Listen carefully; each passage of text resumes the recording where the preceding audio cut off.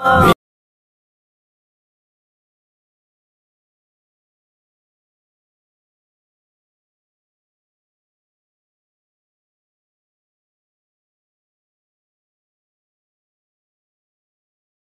بھائی اگلا سوال ہے، میدان عرفات میں واقع جبل النور پر موجود ایک سفید مینار کی کیا اسلامک ہسٹری ہے؟ قرآن و حدیث کی روشنی میں آگاہ فرمائیں۔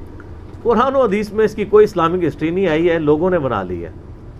بیسیکلی آپ کو پتہ ہے کہ حج کا جو رکن اعظم ہے وہ وقوف عرفہ ہے، یعنی عرفات میں آپ نے پورا دن گزارنا ہوتا ہے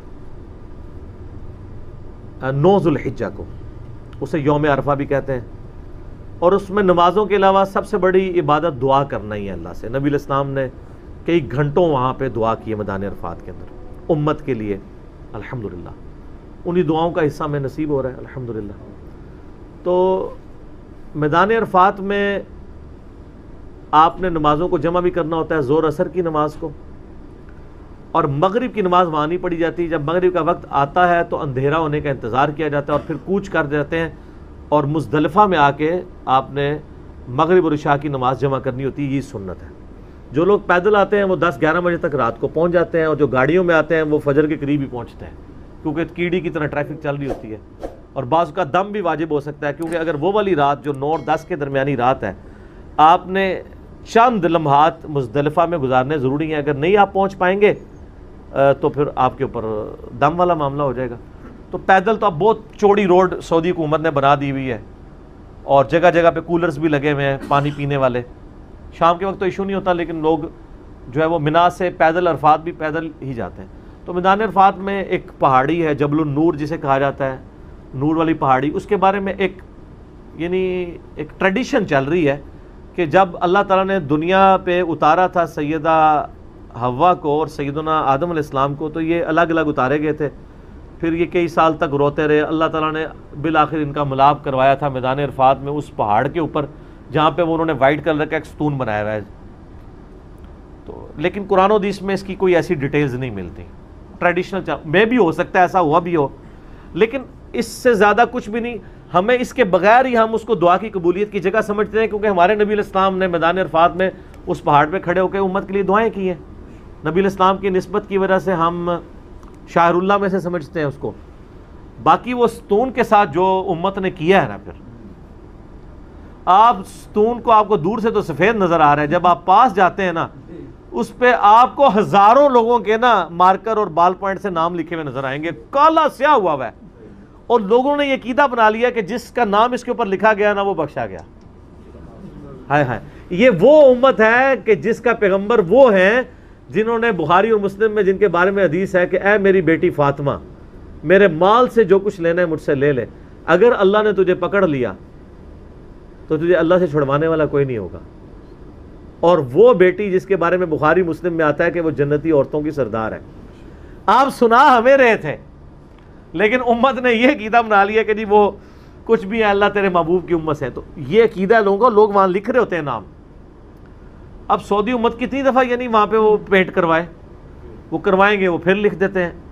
عام دنوں میں بھی لوگ جب زیارتوں کے لیے جاتے ہیں، عام دنوں میں تو وہاں پہ رش ہی نہیں نہ ہوتا، تو جو لوگ عمرے کے لیے جاتے ہیں ادر دین حج کے دنوں کے، تو وہ ٹیکسی والے وہاں بھی ماشاءاللہ پاکستانی ہیں ٹیکسی والے، وہ ساری بدعت جو نسل در نسل انہوں نے سیکھی ہوئی ہے نا وہ آگے ٹرانسفر کرتے ہیں، پھر وہاں لے کے جاتے ہیں کہ جی اوتھے جا کے نام لکھ کے آؤ، لوگ بڑے خوش ہو کے نام لکھ کے آ جاتے ہیں۔ ان چیزوں سے کوئی فرق پڑتا ہے؟ اس کو آپ اس سے ہی سمجھ لیں۔ بخاری اور مسلم دونوں میں حدیث ہے، عبداللہ ابن ابی جو رئیس المنافقین، جس کے بارے میں قرآن میں نازل ہوا، جب نبی علیہ السلام نے اس کا جنازہ پڑھا لیا، اللہ تعالیٰ نے کہا کہ آندہ آپ نے نہ ان کی قبر پہ کھڑے ہونا ہے، نہ کسی کی نماز جنازہ پڑھنی ہے۔ جب وہ خیر اس کی موت ہو گئی تو اس کا بیٹا صحیح العقیدہ صحابی تھا، اس کا نام بھی عبداللہ تھا، اس نے نبی علیہ السلام کو ریکویسٹ کی کہ یا رسول اللہ علیہ وسلم آپ اپنا کرتا دے دیں، تو نبی علیہ السلام نے کرتا اپنا مبارک دے دیا، اچھا جنازہ بھی پڑھا دیا۔ دنیا میں اس سے زیادہ کو خوش نصیب ہو سکتا ہے کہ جسے کفن حضور کی قمیض میں دیا جائے، جنازہ اس کا نبی علیہ السلام پڑھا رہے ہوں، اور اس سے بڑھ کے صحیح مسلم کے الفاظ ہیں جب قبر میں اتارنے لگے تو حضور نے اپنا لعاب دہن بھی اس کے منہ میں ڈالا، لیکن اینڈ رزلٹ یہ ہے کہ وہ دوزخ کے سب سے نچلی گھاٹی میں ہے۔ اور قرآن میں سورہ توبہ میں آیات ہیں، اے نبی آپ 70 دفعہ بھی ان کے لیے دعا کریں، اللہ قبول نہیں کرے گا۔ اگر نسبتوں سے کوئی فرق پڑتا، صرف نسبتوں سے، برے کرتوتوں کے ساتھ، تو اس کو پڑھ جاتا. ہاں عمل ٹھیک ہوں پھر نسبت فائدہ دے گی. پھر حسن و حسین ہی جنتی نوجوانوں کے سردار ہیں، پھر فاطمہ ہی جنتی عورتوں کی سردار ہے. نسبت کا فائدہ ہے جب آپ کے عمل بھی درست ہوں، کیونکہ اللہ تعالیٰ نے تو بنی اسرائیل کو انی فضلتکم علی العالمین کہا، پھر بنو اسماعیل کو جان والوں پہ فضیلت دی، وہ اپنی جگہ ہے. لیکن نسبت اور اعمال دونوں پیرلل میں، یہ نہیں ہے کہ صرف نسبت لے کے کوئی چل رہا ہو. جب تک اعمال نہیں ہوں گے تو ایکسیپٹیبلٹی نہیں ہوگی. تو یہ جبل النور کے بارے میں جو عقیدہ ہے، یہ سب کا سب یعنی ایک قصے کہانی ہے، چل رہا ہے، کوئی اس سے فرق نہیں پڑتا. اگر یہ ہو بھی جاتا دین واٹ؟ جبل النور کا مقام خانہ کعبہ سے تو زیادہ نہیں ہے.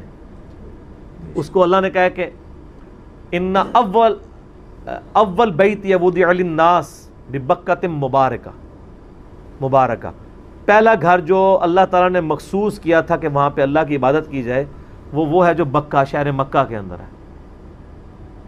ہدی للناس ہے، وہ ہدی للعالمین ہے وہ. ٹھیک ہے جی. اس گھر کا حج مسلمانوں پہ فرض کیا گیا ہے. اس سے زیادہ، لیکن وہاں پہ بھی اگر کوئی کھڑا ہو جائے تو اپنے اعمال کے مطابق ہی اٹھایا جائے گا، جب تک اپنے اعمال صحیح نہیں کرے گا. تو یہ عقیدے اس طرح کے بنانا، یہ جذباتی ڈاکٹرائن ہے، اس کا قطعاً کوئی اس سے تعلق نہیں ہے جو لوگوں نے چیزیں یعنی جوڑ لی ہوئی ہیں. ٹھیک ہو گیا.